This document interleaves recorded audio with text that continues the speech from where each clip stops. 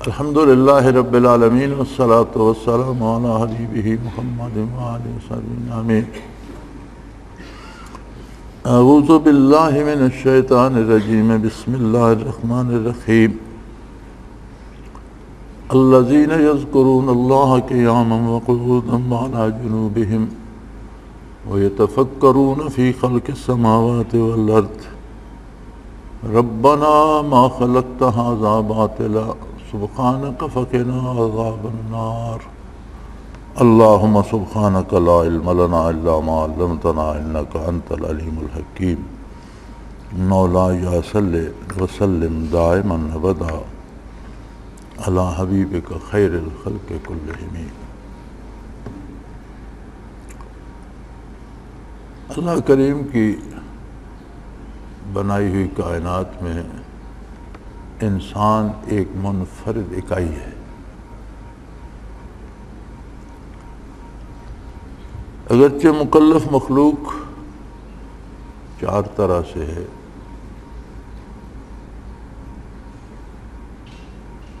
مکلف اسے کہتے ہیں جسے اللہ نے نیکی اور بدی کا شعور بخشا ہے، بھلائی اور برائی کو جانتا ہے، اس مخلوق کو مکلف کہتے ہیں۔ مکلف سے مراد ہے کہ اسے یہ تکلیف دی گئی ہے، اس بات کا پابند بنایا گیا ہے کہ وہ اللہ کی اطاعت کرے اور نافرمانی نہ کرے۔ اس میں چار طرح کی مخلوق ہے۔ فرشتے ہیں، فرشتے سراپا نیکی ہیں، وہ کبھی گناہ نہیں کرتے۔ دوسرے شیاطین ہیں، شیاطین سراپا برائی ہیں، کبھی نیکی نہیں کرتے۔ نیکی کی توفیق ابلیس سے سلب ہو گئی، جو بھی اس کا پیروکار بنتا ہے اس سے سلب ہو جاتی ہے، وہ انسان ہو یا جن ہو۔ انسان بھی جو شیطان کا پیروکار بنتا ہے، قرآن اسے شیطان ہی کہتا ہے، شیاطین الانس والجن۔ جنوں میں سے بھی شیطان ہے، انسانوں میں سے بھی شیطان۔ تیسری قسم کی مخلوق ہے جنات۔ جنات کو نیکی اور بدی کا شعور بخشا گیا، وہ سمجھتے ہیں نیکی کیا ہے، برائی کیا ہے۔ ان میں نیکی کے پیروکار بھی ہر عہد میں رہے، انبیاء کے ساتھ ایمان لائے، اللہ کی اطاعت، حلال حرام کی پرواہ کرتے رہے۔ ان کے اپنے احکام ہیں، ان کی اپنی غذا ہے، ان کا اپنا طریق حصول ہے، وہ انسانوں سے مختلف ہے۔ ان کا وجود ہی ایک انرجی سی ہے، اور ان کی غذا مادی نہیں ہوتی، وہ غذا سے انرجی حاصل کرتے ہیں۔ جیسے حدیث شریف میں ہے کہ گوبر سے استنجا نہ کیا جائے، کہ اس میں جو غلہ ہوتا ہے جانور کھاتے ہیں، پھر گوبر میں نکلتا ہے، تو جنات کی خوراک ہے۔ اس سے مراد نہیں کہ وہ گوبر کھاتے ہیں، مراد یہ ہے کہ اس غلے میں کچھ نہ کچھ انرجی بچ جاتی ہے، وہ اس سے وہ انرجی حاصل کرتے ہیں۔ حلال گوشت جو ہم کھاتے ہیں، ہڈیاں پھینکتے ہیں، کوئی گوشت پھینک دیتے ہیں، وہ بھی ان کی غذا ہے، لیکن یہ نہیں کہ وہ گوشت اور ہڈیاں کھاتے ہیں، اس سے جو انرجی ہوتی ہے، قوت ہوتی ہے، وہ حاصل کر، ان کا وجود ہی ایک انرجی ہے، اور اسے انرجی ہی چاہیے ہوتی ہے۔ قرآن حکیم میں یہ بات ارشاد فرمائی گئی کہ جو اللہ کی اطاعت کرے گا، یجرکم من عذاب علیم، اسے دردناک عذاب سے نجات مل جائے گی۔ یہ کہیں نہیں ہے کہ اسے جنت نصیب ہوگی جنوں کے حق میں۔ اس لیے کہ جنت جو ہے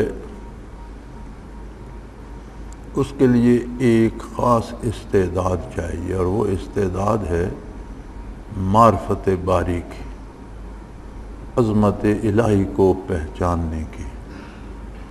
یہ استعداد نصیب ہوتی ہے نور نبوت سے، اور انبیاء صرف انسانوں میں ہوئے ہیں، جنات میں کوئی نبی نہیں ہوا۔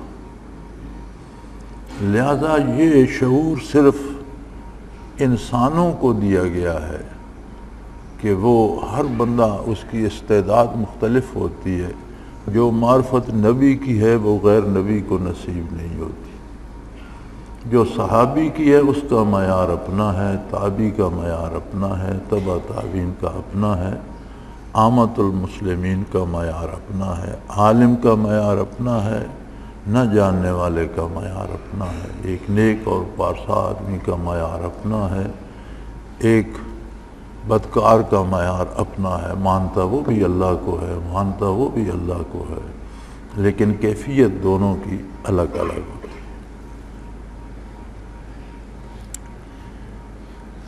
انسان کو اسی لیے اشرف المخلوقات قرار دیا گیا کہ اسے معرفت الہی کا شعور بخشا گیا ہے۔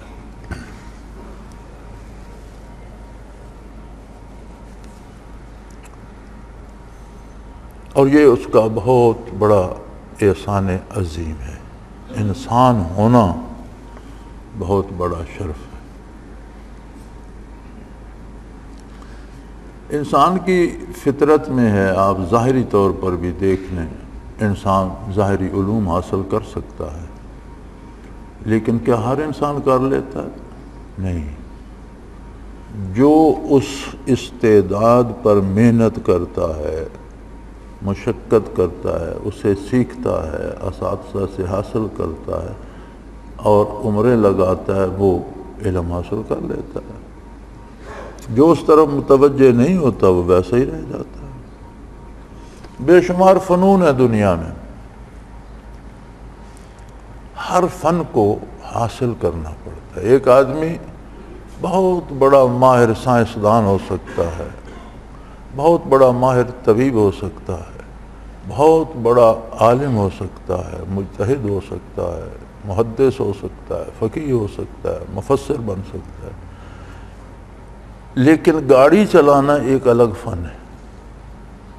وہ ڈرائیونگ سیکھے گا تو اسے گاڑی چلانا آئے گا، ڈرائیونگ نہیں سیکھے گا تو اس کا بڑا عالم ہونا یا بڑا سائنٹسٹ ہونا یا بڑا حکیم ہونا، طبیب ہونا، بڑا ڈاکٹر ہونا اسے گاڑی چلانا نہیں سکھائے گا، کیونکہ یہ ایک الگ فن ہے، یہ سیکھنا پڑے گا۔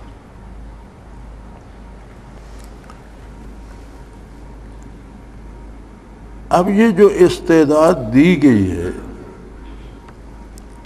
اس میں حیات تو پیدا ہوتی ہے نور ایمان سے۔ ہم تو سمجھتے ہیں نا اس بندے کو مردہ جس کی روح پرواز کر گئی، ہم کہتے ہیں مر گیا۔ قرآن کریم کی اصطلاح میں جس میں نور ایمان نہ ہو اسے مردہ تصور کیا جاتا ہے۔ جیسے ایک عربی شاعر نے کہا تھا کہ اجسامہم قبل القبور قبور، قبر میں جانے سے پہلے ان کے وجود، ان کی ارواح کی قبریں بن گئیں۔ یہ چلتی پھرتی قبریں ہیں جن میں نور ایمان نہیں ہے۔ نور ایمان نصیب ہو جائے تو پھر اس کو جلا بخشنے کے لیے، اس میں مزید ترقی کرنے کے لیے، قرب الہی کو پانے کے لیے، معرفت الہی کو پانے کے لیے اسی طرح محنت کرنا پڑتی ہے جس طرح فنون ظاہری کو سیکھنے کے لیے ہم محنت کرتے ہیں۔ نظام قدرت ہے،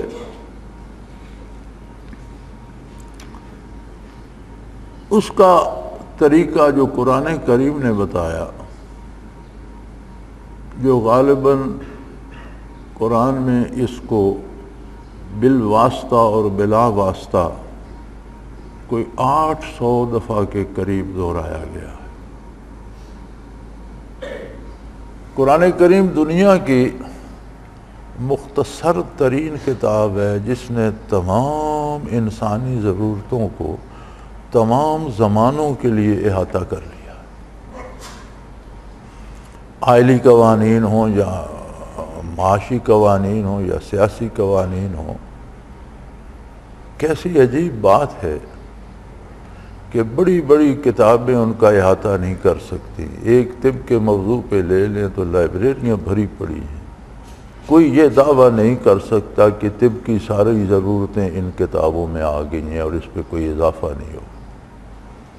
کسی موضوع کو لے لیں، سیاست کو لے لیں، آپ معاملات کو، معیشت کو لے لیں، کوئی موضوع زندگی کا لے لیں تو لائبریریاں بھر گئی ہیں، لاکھوں کتب ہیں، لیکن اس میں مزید تحقیق اور اضافے کی گنجائش موجود ہے، اصلاح کی گنجائش موجود ہے. ایک کتاب، واحد ایک کتاب قرآن کریم ہے جو زندگی کے ہر سوال کا بھرپور جواب دیتی اور اپنے نزول سے لے کر قیامت تک کے لیے زمانہ لاکھ کروٹیں بدلے، لاکھ تبدیلیاں ہیں. کتنا سادہ زمانہ تھا جب نزول قرآن کریم ہوا اور کتنی دور نکل چکا ہے زمانہ آج کے دور میں. لیکن اعجاز قرآن یہ ہے کہ جس طرح ہر سوال کا جواب اس زمانے میں موجود تھا، آج کے زمانے میں بھی موجود اور قیامت تک رہے گا. بعثت نبوی نے نبوت کی تکمیل کر دی، جسے ہم عموماً ختم نبوت سے جانتے ہیں اور جس پہ بڑی بحثیں ہوتی ہیں. میں اللہ کی عطا سے یہ سمجھتا ہوں کہ اگر ہم اسے اس انداز سے لیں کہ نبوت مکمل ہو گئی، مزید کسی نبی کی گنجائش ہی نہیں رہی، اس کی تکمیل ہو گئی، تو عام آدمی کے لیے سمجھنا زیادہ آسان ہو جائے. خود نبی کریم صلی اللہ علیہ وسلم کی حدیث مبارک بھی ہے، آپ نے فرمایا کہ نبوت ایک عالی شان محل ہے. اگر اسے ایک خوبصورت عمارت سے تشبیہ دیں تو زائر کوئی آتا ہے، وہ اس کے ارد گرد پھرتا ہے اور اس میں ایک سل کی جگہ خالی ہے، تو وہ دیکھ کے کہتا ہے بہت لاجواب عمارت ہے، لیکن اس میں یہ ایک سل کی جگہ خالی ہے. حضور فرماتے ہیں انا تلک اللبنۃ، وہ سل میں ہوں. میری بعثت سے عمارت جو تھی نبوت کی وہ مکمل ہو گئی. اب اس میں جب ایک عمارت مکمل ہو جاتی ہے تو اس میں کوئی زائد اینٹ لگائیں تو وہ تو بدنمائی کا سبب بنتی ہے، اس کی گنجائش نہیں ہوتی. تو کسی نئے نبی کی ضرورت ہی باقی نہ رہی. کتابیں پہلے بھی آسمان سے اتری، صحائف بھی اترے، انبیاء پر وحی بھی آتی رہی، مختلف امتوں میں احکام بدلتے رہے، حلال و حرام بھی بدلتے رہے، جائز و ناجائز بھی بدلتے رہے، طریقے عبادت بھی بدلتے رہے، نمازیں بھی بدلتی رہیں. روزے اول سے آدم علیہ السلام سے لے کر آج تک فرض رہے، لیکن ان کی نوعیت بدلتی رہی. مثلا ایک ہی بات لے لیں کہ پہلی امتوں میں روزہ اس طرح سے ہوتا تھا کہ آپ نے روزہ افطار کیا، جب تک جاگتے رہے، کھاتے پیتے رہے، جب سو گئے روزہ شروع ہو گیا، پھر اگلی افطار تک روزہ ہے. اس امت میں اللہ نے یہ آسانی فرما دی کہ سو جائیں بے شک، لیکن سحری سے پہلے اٹھ کے کھا پی لیں، سحری کے وقت روزہ بند ہو جائے. اس طرح کی تبدیلیاں احکام میں آتی رہیں. اور یاد رکھیے احکام از قسمیں حکم ہوتے ہیں، یہ احکام میں حکم میں وقت کے ساتھ ضرورت کے مطابق تبدیلی ہو جاتی ہے. پہلی وقت کا جو ضرورت تھی اس کے لیے پہلا حکم صحیح ہوتا ہے، حالات بدل جائیں، نئی ضرورت پیدا ہو جو اس کے لیے دوسرا حکم صحیح ہوتا ہے. عقائد از قسم خبر ہیں، خبر میں تبدیلی نہیں ہوتی. اگر خبر میں تبدیلی ہو جائے تو پھر دونوں خبریں سچ نہیں ہوتی، یا پہلی سچ تھی یا بعد والی سچ. لہذا عقائد میں آدم علیہ السلام سے لے کر حضور اکرم صلی اللہ علیہ وسلم تک کوئی تبدیلی نہیں. ہر نبی نے لا الہ الا اللہ کی دعوت دی.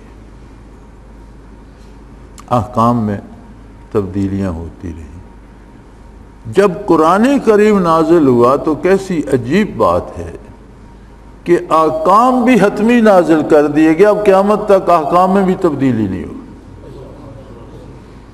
زمانے میں تبدیلیاں ہوں گی، زمانے میں کیا تبدیلی؟ ہم کہتے ہیں آج زمانہ بہت بدل گیا ہے، کیا تبدیلی ہوئی؟ وسائل اور ذرائع بدلے ہیں، مینز بدلے ہیں، انسانی ضرورتیں نہیں بدلی۔ انسان کو تب بھی بھوک لگتی تھی، اسے آج بھی بھوک لگتی ہے۔ انسان کو تب بھی پیاس لگتی تھی، اسے آج بھی پیاس لگتی ہے۔ انسان کو تب بھی لباس کی ضرورت تھی، اسے آج بھی لباس کی ضرورت ہے۔ انسان کو تب بھی روزی کی ضرورت تھی، اسے آج بھی روزی کی ضرورت ہے۔ انسان کو تب بھی سفر کرنا پڑتا تھا، آج بھی کرنا پڑتا ہے۔ ضرورتیں نہیں بدلی، وہی انسان ہے، وہی اس کی ضروریات ہیں، مینز بدل گئے ہیں، وسائل اور ذرائع بدل گئے۔ وسائل اور ذرائع بدلنے سے کوئی فرق نہیں پڑتا جب ضرورت وہی رہتی ہے۔ پھر اقوام عالم کے مزاج مختلف، غذائیں مختلف۔ میں بنگلہ دیش گیا، 2-3 دفعہ جانا نصیب ہوا۔ اب ہمارے ہاں یہ ہے کہ ہماری مین غذا اناج ہے، روٹی ہے۔ کوئی بیمار ہو جائے تو ہم اسے کہتے ہیں کہ اسے آج چاول ابال کر دے دو، یہ روٹی ہضم نہیں کر پائے گا، اسے پھر بخار ہے۔ وہاں ان کی مین غذا چاول ہے۔ جب کوئی بیمار ہو جائے تو کہتے ہیں اسے آج پھلکا بنا دو، یہ غذا ہضم نہیں کر پائے گا۔ یعنی اتنا تفاوت ہے علاقے کے، دوری لوگوں کے، افراد کے مزاج۔ اسی طرح مغرب کا اپنا مزاج ہے۔ قرآن کریم نے احکام میں ایسا راستہ اختیار فرمایا ہے جو ہر ملک میں، ہر موسم میں، ہر قوم کے لیے یکساں مفید اور قابل عمل ہے۔ ہم چاہیں کہ امریکہ کا قانون بہت اچھا ہے لیکن اسے پاکستان پر لاگو کریں تو مشکل ہے۔ ہم سمجھیں کہ پاکستان کا قانون بہت اچھا ہے، اسے ہندوستان پہ لاگو کر دیا جائے، مشکل ہے۔ ہم سمجھیں چین کا طریقہ حیات اور قانون ملکی جو ہے وہ بہت بہتر ہے، اسے یہاں لاگو کر دیں، ناممکن۔ ہر ایک کا قانون اپنے مزاج، اپنی ضروریات، اپنے موسموں، اپنے طریقہ کار، اپنی سوچ، اپنی فکر کو دیکھ کر بنایا جاتا ہے۔ قرآن کریم نے ایسا خوبصورت قانون دیا ہے جو ہر ملک میں، ہر موسم میں، ہر قوم میں، ہر مزاج میں یکساں قابل عمل ہے۔ یعنی کسی قانون کی جو خوبی ہوتی ہے وہ یہ ہوتی ہے کہ وہ قابل عمل ہو اور اتنا ہی مفید ہو جتنا قابل عمل ہے۔ یہ دو باتیں قانون کی جان ہوتی ہیں۔ ہماری اسمبلیاں قوانین بناتی ہیں، ہماری اسمبلیاں تو خیر بادشاہ اسمبلیاں ہیں، اس میں تو جعلی سندیں بھی چل جاتی ہیں، ان پڑھ بھی چل جاتے ہیں۔ ممالک کی جو اسمبلیاں بنتی ہیں وہ پڑھے لکھے، دانشور اور سمجھدار لوگوں کی ہوتی ہیں۔ یعنی وہ لوگ دا کریم آف دا نیشن ہوتے ہیں، قوم کی بہت اعلیٰ قسم کے سمجھدار، سلجھے پڑھے لکھے لوگ، وہ ایک قانون بناتے ہیں۔ جب وہ قانون بن کر نافذ ہوتا ہے تو پھر اجلاس ہوتا ہے اسمبلی کا، جناب اس میں تو یہ بھی خرابی آ گئی، اس میں یہ کام ناقابل عمل ہے، اس کا یہ نقصان ہے۔ پھر اس میں ترمیمیں ہوتی ہیں، اور ترمیم کرنے کے بعد بھی کوئی یہ دعویٰ نہیں کر سکتا کہ اب یہ مکمل ہو گیا۔ وہی دانشور جو بناتے ہیں، کوئی دوسرا ترمیم نہیں کرتا، وہی بیٹھ جاتے ہیں سر جوڑ کے کہ یار اس میں تو یہ کمی رہ گئی، اس پر تو یہاں عمل مشکل ہو گیا۔ قرآن کریم نے جو قانون دیا وہ نزول قرآن سے لے کر قیامت تک اس میں ترمیم کی ضرورت ہی پیش نہیں آتی، اور روئے زمین کے سارے ممالک میں، ساری اقوام میں، سارے موسموں میں کوئی عمل نہ کرے تو اس کی اپنی بد نصیبی ہے۔ پھر قانون بنائے جاتے ہیں۔ ہمارا تجربہ مختلف ہے۔ ہمارے ملک میں محکمے بنتے ہیں، قوانین بنتے ہیں، ادارے بنتے ہیں، پھر وہ کہتے ہیں بچو اب میں بھی آ گیا ہوں، آئے گا تو پتہ پڑے گا۔ دوسرے ممالک میں ادارے بنتے ہیں، قانون بنتے ہیں لوگوں کی سہولت کے لیے، اور جتنے ادارے بنتے ہیں اتنی زیادہ سہولتیں پہنچتی ہیں۔ میں نے کینیڈا میں ایک دوست سے پوچھا، اس کی جنرل سٹور تھا اس کا، اور اس میں میڈیکل کا شعبہ بھی تھا۔ اتفاق سے وہ چیک کرنے کے لیے آ گئے میڈیکل کے شعبے کو، اور ان ملکوں میں بغیر ڈاکٹر کی چٹ کے آپ ایک اسپرو کی گولی بھی نہیں لے سکتے۔ ہمارے ہاں نہیں کہ یہاں زہر بھی خرید لو، امرت بھی خرید لو، کوئی پوچھنے والا نہیں، اور اس کا ریکارڈ رہتا ہے، اور کہیں کوئی حادثہ ہو تو پتہ چل جاتا ہے فلاں بندے نے فلاں وقت فلاں سٹور سے فلاں چیز خریدی تھی۔ تو میں نے کہا یار تمہارا آج کا دن تو گیا، یہ چیکنگ والے آ گئے اور ایک ایک بوتل چیک کریں گے، اور ایک ایک جو بک گئی ہے وہ دیکھیں گے، جو خریدی ہے وہ کہنے لگا نہیں یہاں کچھ نہیں ہوگا۔ میں نے کہا کیا ہوگا؟ اس نے کہا میں رجسٹر انہیں دے دوں گا، اور وہ شعبہ ہے، یہ بیٹھ جائیں گے اور چیک کرتے رہیں، کہیں انہیں کسی بات کی سمجھ نہ آئی تو مجھ سے پوچھ لیں گے، اگر ٹھیک ہے سمجھ آ گئی چیک کر کے دستخط کر کے چلے جائیں گے، میرے لیے تو کوئی پرابلم۔ مجھے بڑی حیرت ہوئی کہ ہمارے ہاں تو آتے ہیں جناب، تو وہ پہلے ان کے کھانے کا، اور پھر مرغے پکانے کا، اور پھر ان کی فیس دینے کا، اور ان کو پیسے دینے کا اہتمام، اس کے باوجود بھی اعتراض لگا جاتے ہیں۔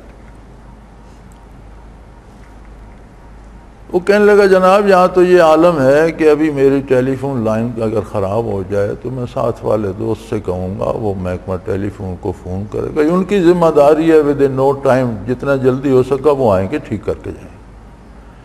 بجلی میں نقص آ گیا، ایک فون کروں گا، محکمہ آئے گا ٹھیک کر کے جائے گا۔ یہاں محکمے سہولت کے لیے بنتے ہیں۔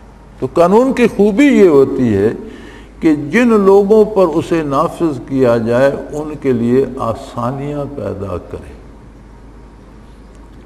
زندگی میں حسن پیدا کرے کہ نہ ان کا حق ضائع ہو ورنہ وہ دوسرے کا حق مار سکیں، یہ زندگی کا حسن ہے۔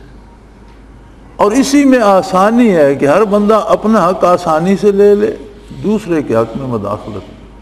قرآن کریم نے یہ طے کر دیا ہے کہ ہر فرد کا حق کیا ہے، اسے لینے کا طریقہ اور سلیقہ کیا ہے، اور قیامت تک کے لیے کر دیا۔ جب یہ سارے مادی طریقے بتا دیے تو جو اصل کام انسان کی فضیلت کا اور اس کے بہترین مخلوق ہونے کا اور اشرف المخلوقات ہونے کا تھا، وہ تو معرفت الہی تھا، اس کا سلیقہ بھی ضرور بتایا ہوگا، وہ بتایا۔ اور اس مختصر ترین کتاب نے پوری دنیا کے بسنے والوں کی قیامت تک کے لیے ضرورتوں کو مکمل پورا کر دیا اور ہر سوال کا جواب دے دیا۔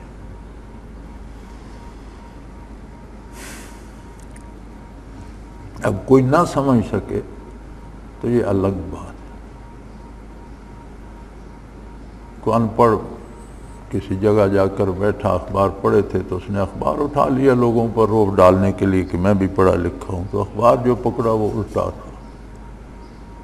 اشتہار تھا کسی ٹرک کمپنی کا، تو کسی نے پوچھا بھائی آپ، اس نے کسی نے دیکھا کہ اس نے الٹا اخبار پکڑا، تو اس نے پوچھا بھائی کوئی خبر ہمیں بھی سناؤ، کیا پڑھ رہے ہو؟ کہنے لگا اور تو کوئی خاص خبر نہیں، ایک ٹرک الٹ گیا ہے۔ وہ پکڑا ہوا ہے نا الٹا، تو ٹرک تو الٹا نظر آ رہا تھا۔ اب قرآن کو کوئی اس طرح پڑھے تو وہ الزام قرآن پر دے تو یہ تو مناسب نہیں ہے، لیکن قرآن کو اللہ کی کتاب سمجھ کر پڑھے تو ہر سوال کا جواب، میاں بیوی کے جھگڑے کا جواب ہے کہ اس کا کیا سلیقہ اور طریقہ اختیار کیا جائے، نہ سلجھ سکے تو جدائی کا راستہ کیا ہے، دو بندوں کو میاں بیوی کے رشتے ازدواج میں منتقل کرنے کا طریقہ کیا ہے، پھر کیا ہے تو میاں پر کیا حقوق ہیں، بیوی پر کیا حقوق ہیں، میاں کے فرائض کیا ہیں، بیوی کے فرائض کیا ہیں، اولاد کی تربیت کیسے کرنی ہے، گھر سے فرد سے لے کر حکمرانی تک سارے اسالیب سکھا دیے۔ تو جو سب سے ضروری موضوع تھا اسے کیوں چھوڑتا؟ اختصار اور مختصر ترین کتاب ہونے کے باوجود اس شعبے کو بلا واسطہ غالباً 32 یا 35 دفعہ ذکر کا حکم ہے، اور بالواسطہ کو 750 کے قریب آیات ہیں جو بالواسطہ ذکر کا حکم دیتی ہیں۔ اللہ کا ذکر کرو، اللہ کے نام کو دہراؤ، وَاذْكُرْ اسْمَ رَبِّكَ، اللہ کے اسم ذات، اللہ کے نام، اللہ اللہ اللہ اللہ کو دہراتے جاؤ۔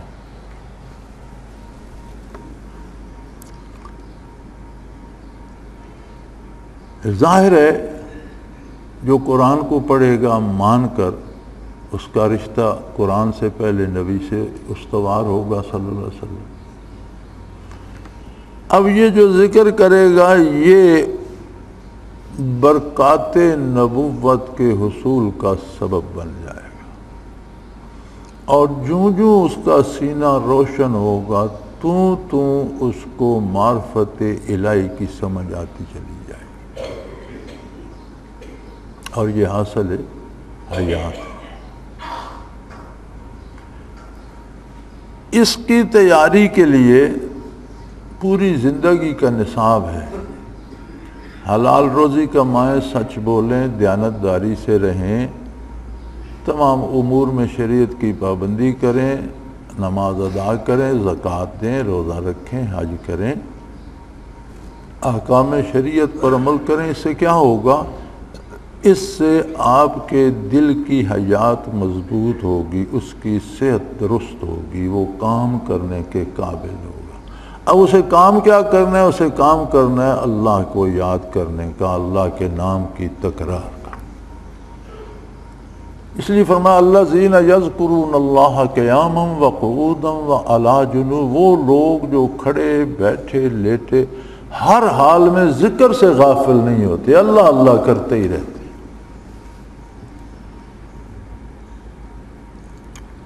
اس اللہ اللہ کا حاصل یہ ہوتا ہے یتفکرون فی خلق السماوات والارض، پھر وہ مخلوق میں تفکر کرتے ہیں، کس نے بنائی، کیوں بنائی، اس کا الٹیمیٹ ریزلٹ کیا ہے، اس کا ماحصل کیا ہے، نتیجہ کیا ہوگا۔ اور یاد رہے تفکر ہمیشہ صفات الہی میں کیا جاتا ہے، ذات الہی میں نہیں۔ انسان کے بس کی بات نہیں کہ وہ اللہ کی ذات کے بارے سوچنا شروع کر دے، یہ انسان کے علوم اور استعداد سے بالا تر بات ہے۔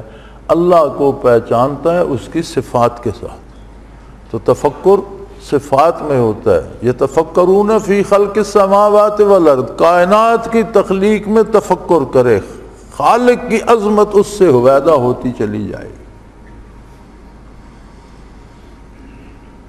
اس کا وسیلہ بنایا نبی کو۔ اب صحابہ سارے صحابہ ہیں، ان میں جو عام صحابی ہے، اگر دنیا کی ساری دنیا کی ولایت جمع کی جائے تو وہ مل کر بھی اس کے خاک پاک کو نہیں پہنچتی، لیکن اس کے باوجود ان میں مدارج ہیں۔ سب اچھے ہیں، سب اچھے ہیں، ہر گلے را رنگ و بوئے دیگر، لیکن بعض اچھوں میں بھی بہت ہی اچھے۔ اب ہر بندہ ابو بکر صدیق تو نہ بن سکا، ہر بندہ فاروق اعظم تو نہ بن سکا، ہر بندہ عثمان غنی تو نہیں ہے، ہر بندہ علی المرتضیٰ یا خلفائے اربعہ میں تو شامل نہیں ہے۔ اپنے اپنے مدارج ہیں، سب اچھے ہیں، لیکن بعض اچھوں میں بہت۔ یہ جو بہت اچھے ہیں انہیں کیا دولت ملی؟ ابو بکر صدیق رضی اللہ عنہ کیوں سب پر سبقت لے گئے؟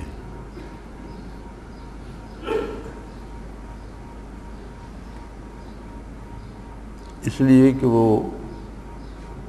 ظاہری، بدنی، جسمانی، مالی طور پر بھی سب سے زیادہ نبی کریم صلی اللہ علیہ وسلم کے قریب تھے، اور قلبی طور پر بھی سب سے زیادہ قریب تھے۔ ہجرت کا واقعہ مورخین نے بڑی شرح و بحث سے سیرت میں بھی لکھا ہے، تاریخ میں بھی لکھا ہے۔ ایک تاریخ لکھی تھی ایک شیعہ عالم نے، علامہ بازل ایرانی، اس تاریخ کا نام ہے حملہ حیدری۔ اب وہ کتاب بڑے عرصے سے نایاب ہے، بلکہ اور اس بدل کر بعض واقعات کو تبدیل کر کے اس نام سے کتابیں چھاپ دی گئی ہیں، انہی مولانا کے نام سے جو عام مارکیٹ میں ملتی ہیں۔ اصل نسخہ جو ہے وہ نایاب ہے، الحمدللہ ہماری لائبریری میں اصل نسخہ موجود ہے، حضرت رحمۃ اللہ کے پاس تھا اور اب بھی موجود ہے۔ اس میں وہ واقعہ ہجرت لکھتے ہوئے کہتا ہے، لمبا واقعہ ہے، میں مختصر سی بات جو میں کرنا چاہتا ہوں وہ کرتا ہوں، کہ جب حضور اکرم صلی اللہ علیہ وسلم در اقدس سے نکلے، ابوبکر صدیق رضی اللہ عنہ کے پاس گئے اور دونوں وہاں سے دونوں ہستیاں نکلیں، تو علامہ بازل کہتے ہیں چوں رفتند چندی ز دامان دشت، قدوم فلک سایہ مجروح گشت، کہ جب پہاڑی پر تھوڑا سا سفر، جنگل میں تھوڑا سا سفر، دشت میں صحرا میں تھوڑا سا سفر حضور نے کیا، قدوم فلک سایہ مجروح گشت، تو آپ کے پاؤں مبارک زخمی ہو گئے۔ یار جوتا بھی پائے اقدس کو بوسے دیتا، اور زمین اور پتھر بھی پائے اقدس کو چومنا شرف سمجھتا، انہوں نے زخمی کیوں کر دی؟ اس کا اپنا نظام ہے۔ جو رفتند چندی ز دامان دشت، قدوم فلک سایہ مجروح گشت، اہل سنت کی تو ساری کتابوں میں ہے، اہل تشیع کے ہاں بھی علامہ بازل نے اس طرح اسے منظوم کیا ہے۔ وہ آگے لکھتے ہیں، ابو بکر آنگا بدوشش گرفت، جب آپ کے قدم مبارک زخمی ہو گئے تو ابو بکر صدیق نے حضور کو کندھے پہ اٹھا دیا۔ ابو بکر آنگا بدوشش گرفت، ولے ای حدیث است جائے نہفت، کہتے ہیں لیکن یہ بات بندے کو حیران کر پریشان کرنے کے لیے کافی ہے، کیا کہ درکس چنا قوت آمد پدید کے بارے نبوت تمانت کشید، کہ ایک بندے میں اتنی طاقت آ گئی کہ وہ نبوت کا بوجھ اٹھایا جا رہا ہے سور کی طرف۔ اللہ نے ایک بندے کو اتنی طاقت دے دی، یعنی ایک وقت ایسا بھی آیا کہ حضور کے قدم مبارک سے زمین محروم تھی، زمین ابو بکر کے پاؤں چوم پر رہی تھی اور ابو بکر کے دوش پہ حضور سوار تھے۔ تو کوئی دوسرا ایسا ہے؟ یعنی یہ کیفیت قرب نبوت سے ملی نا۔ حضور صلی اللہ علیہ وسلم نے ایک دفعہ فرمایا، جب کہ آپ استراحت فرما رہے تھے اور آسمان کھلا اور صاف تھا، ستاروں سے بھرا ہوا، حضرت عائشہ صدیقہ رضی اللہ تعالی عنہا حبیب کبریار، بہت احسان ہے امت پر ان کا، بے پناہ مسائل اور بے پناہ ارشادات نبوی ہیں جو ان کی معرفت امت تک پہنچے، بلکہ خانگی امور کا بیشتر حصہ حضرت عائشہ رضی اللہ عنہا کی وساطت سے امت تک پہنچا۔ انہوں نے ایک عجیب سا سوال کر دیا،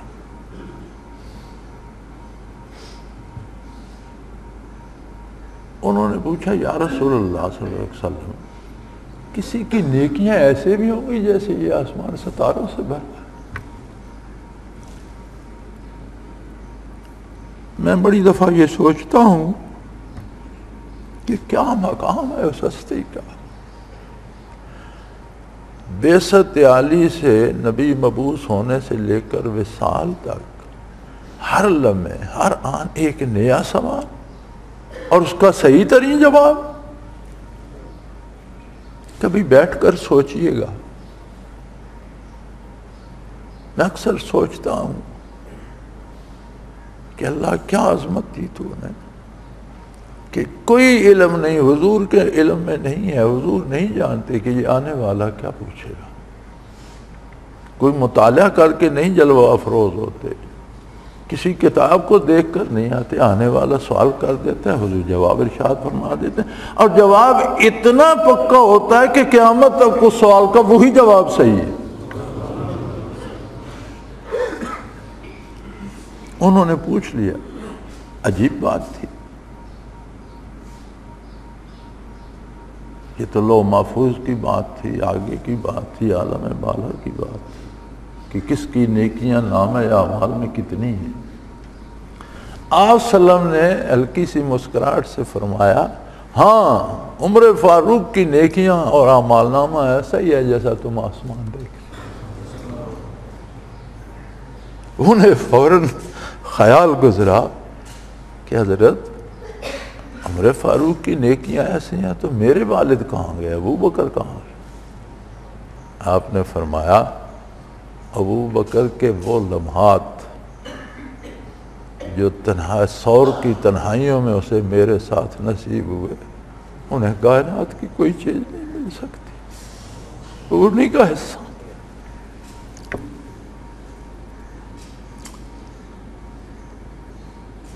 اب بات بھلا کہاں رہتی ہے؟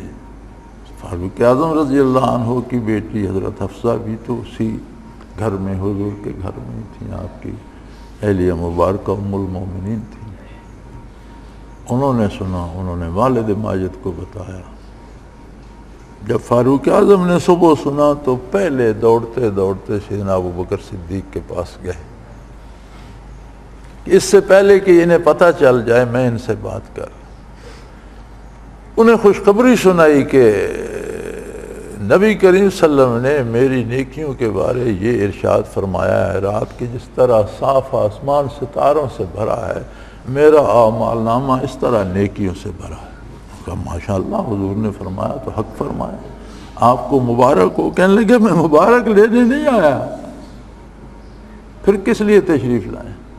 میں آیا ہوں کہ یہ ساری نیکیاں آپ لے لیں اور سور کے چند لمحات مجھے دے دیں۔ انہوں نے فرمایا یہ کیسے ہو سکتا؟ کبھی قرب محبوب بھی بیچا جاتا ہے؟ دنیا میں ہر شے بک سکتی ہے، ہر شے خریدی جا سکتی ہے، ہر شے دی جا سکتی ہے، لی جا سکتی ہے، لیکن قرب محبوب کی کیفیات نہیں بکا کرتی۔ یہ وہ دولت ہے جو اللہ دے تو نصیب ہوتی ہے، یہ خریدی نہیں جا سکتی، یہ نہیں ہو سکتا۔ میں کئی دفعہ سوچتا ہوں کہ ہمارے ہاں تو ایک دعوت پکا دو تو 50 بندے جمع ہو جاتے ہیں، گوشت حلوہ کھاتے ہیں، سارا دن ہلتے جلتے رہتے ہیں، پڑھتے ہیں یا نہیں، ہم تو دیکھتے ہیں کہ ایسے ایسے کر رہے ہیں، اور پھر کہتے ہیں 50 قرآن جو ہیں وہ بخش دیے۔ میرا خیال ہے، سوچتا ہوں میں کبھی کبھی میں بھی غلط ہو سکتا ہوں، کوئی میرا ضروری نہیں جو میں سوچتا ہوں وہی صحیح ہو، لیکن میں یہ سوچتا ہوں کہ شاید ان کے اس پڑھنے میں کوئی وزن نہیں ہے، ورنہ یوں سستا نہ بیچتے، ایک پلیٹ پہ نہ دیتے۔ اسی پلیٹ کے لیے آپ کسی سے 10 روپے مانگنے دے دے گا، 50 مانگے تو وہ کہے گا ایک پلیٹ کے 50 کیوں دوں؟ اسے روپے کی قیمت کا پتہ ہے، اسے قرآن کی قیمت کا اندازہ ہوتا تو ایک پلیٹ پہ دیتا۔ میں سوچتا رہتا ہوں، میں سمجھتا ہوں کہ انہوں نے ایکٹنگ کی ہے، بات شاید کوئی نہیں۔ یہ جو ہم پنجابی میں جسے ونگار کہتے ہیں نا، کہ مختلف لوگوں کو اکٹھا کر کے ایک کام کرا لیا اور ایک وقت کی روٹی دے دی۔ زمیندار کا بنا ٹوٹ جائے تو ونگار کرتا ہے، لوگ آگے بیل لے آئے، اس کے پیچھے کو کرا مٹی کھینچ کر بنا برابر کر دیا، انہیں حلوہ کھلا دیا، اس کا کام بھی ہوگا ان کا بھی۔ یہ جو ہم ونگار کر کے میت بخشواتے ہیں، میں سمجھتا ہوں اس میں بات کوئی نہیں بنتی۔ جس نیکی پہ یقین ہو کہ یہ میری نیکی ہے، وہ دینے کو دل نہیں کرتا، اور جو دیتے ہیں وہ میرا خیال ہے ڈالڈا قسم کی ہوتی ہے، کہ نام گھی کا ہوتا ہے اور بیچ میں ڈالڈا ہوتا ہے۔ اب تو ڈالڈے بھی خالص نہیں رہے، بہرحال یہ الگ موضوع ہے۔ تو یہ جو یکسوئی جو حضور کے دوش مبارک پہ سوار ہونے سے ابو بکر صدیق کو نصیب ہوئی، جو سور کی تنہائیوں میں جب حضور ان کی گود میں سر مبارک رکھ کر آرام فرما رہے تھے، جو انہیں نصیب ہوئی، یہ کیا تھی؟ پوری دلی توجہ محبوب کی طرف تھی۔ اب جو انوارات کی بارش ہو رہی تھی وہ ایک ہی فرد کے قلب اور سینے پہ ہو رہی تھی، آگے دنیا میں جا رہی تھی وہاں سے ہو کر۔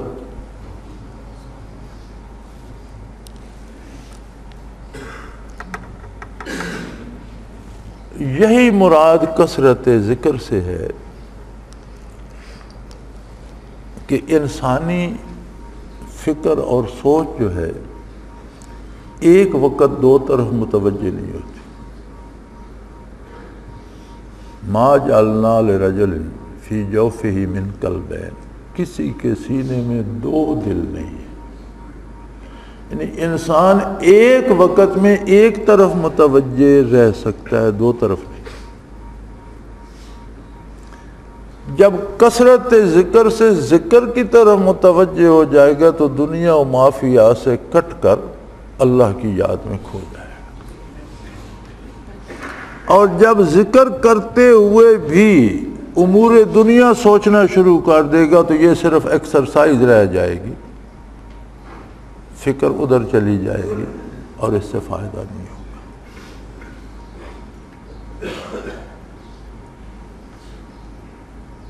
تو میرے عرض کرنے کا مقصد یہ ہے کہ بزرگان دین نے ذکر کے مختلف طریقے لکھے ہیں، آپ تصوف کی کتابوں میں دیکھیں بے شمار طریقے ملتے ہیں، جن میں ایک طریقہ پاس انفاس ہے جو ہمارے اس نسبت میں اس سلسلہ عالیہ میں جسے بطور بنیاد استعمال کیا جاتا ہے۔ پاس انفاس کا مطلب یہ ہے، پاس ہوتا ہے نگرانی کرنا،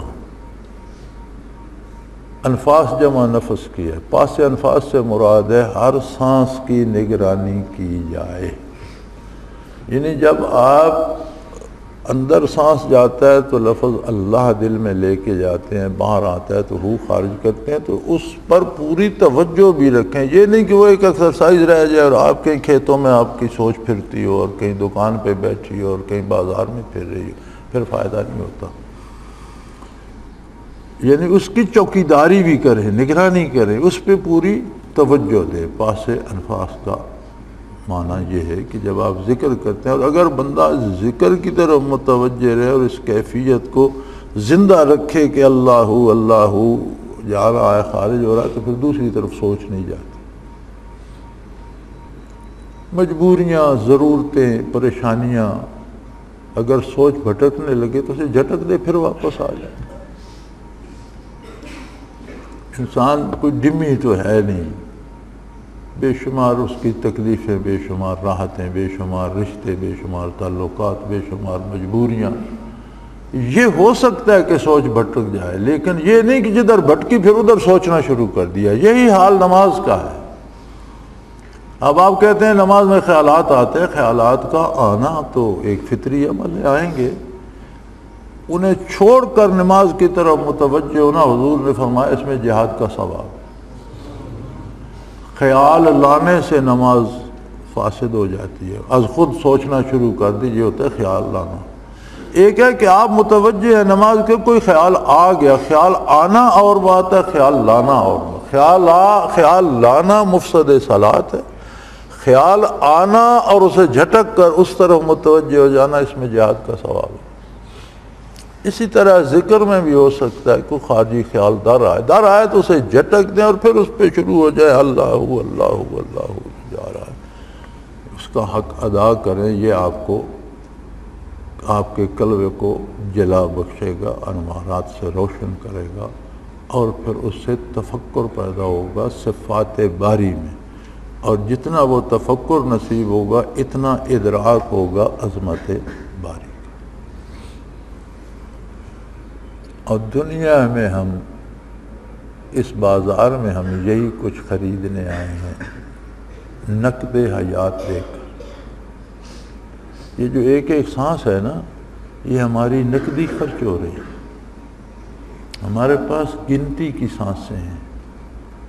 اس عالم آب و گل میں ایک ایک سانس جو لیتے ہیں تو ہماری وہ نقدی خرچ ہو رہی ہے، صرف ہو رہی ہے۔